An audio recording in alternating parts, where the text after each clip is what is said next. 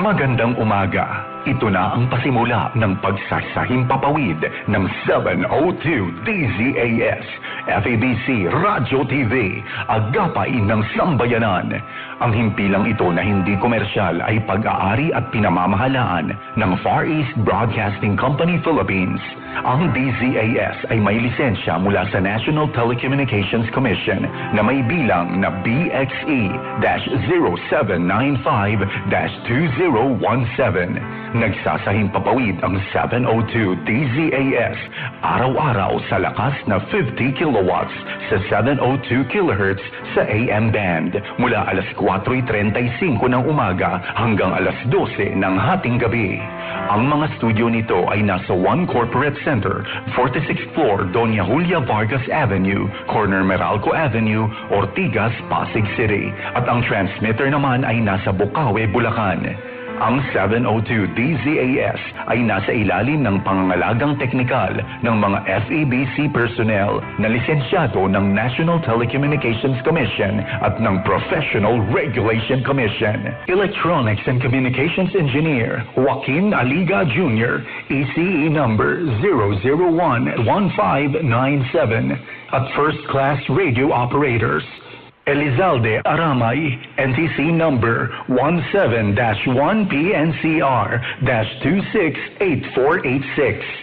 Eduardo Balyad, NTC number 97-1-PHN-19888.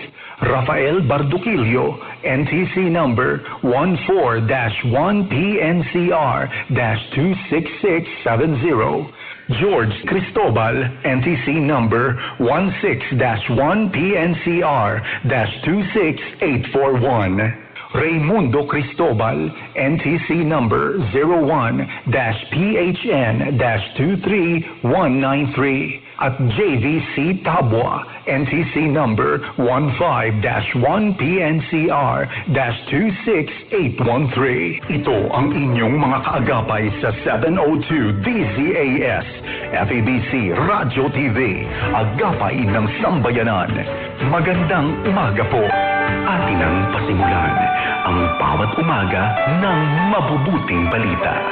Halina't makinig sa bukal ng pagpapalang hatid ng mga piling talata at katuruan hango sa Magandang Balita Biblia na isinilaysay at isinadula upang magsilbing gabay sa iyong paglagong espiritual. Ang mga talatang ito'y tinipon ayon sa Daily Bible Reading Guide na inilimbag ng Philippine Bible Society. Sundan at subaybayan araw-araw upang makumpleto ang pagninilay sa salita ng Diyos sa loob ng isang taon. Halina at ating tuklasin ang magandang balita. Narito ang magandang balita ngayong araw ng Miyerkules, 11 ng Marso, Josue, chapter 19 to 21.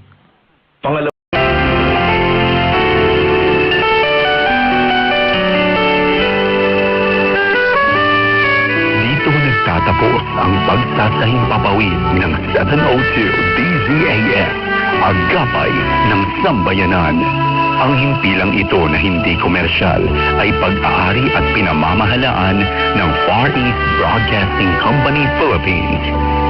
Ang DZAS ay may lisensya mula sa National Telecommunications Commission na may bilang BSD-0795-2017.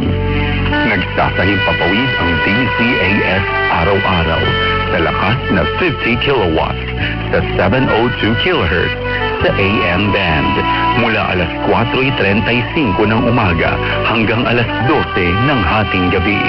Ang mga studio nito ay nasa 1 Corporate Center, 46th floor, Doña Julia Vargas Avenue, corner Meralco Avenue, Ortigas Center, Pasig City. At ang transmitter naman ay nasa Bukawe, Bulacan. Ang 702 DZAS ay nasa ilalim ng pangangalagang teknikal ng mga FEBC personnel na lisensyado ng National Telecommunications Commission at ng Professional Regulation Commission. Electronics and Communications Engineer Joaquin Aliga Jr., ECE number 0011597 at First Class Radio Operators. Elizalde Aramay, NTC number 17-1PNCR-268486. Eduardo Balyad, NTC number 97-1-PHN-19888. Rafael Barduquillo, NTC number 14-1PNCR-26670.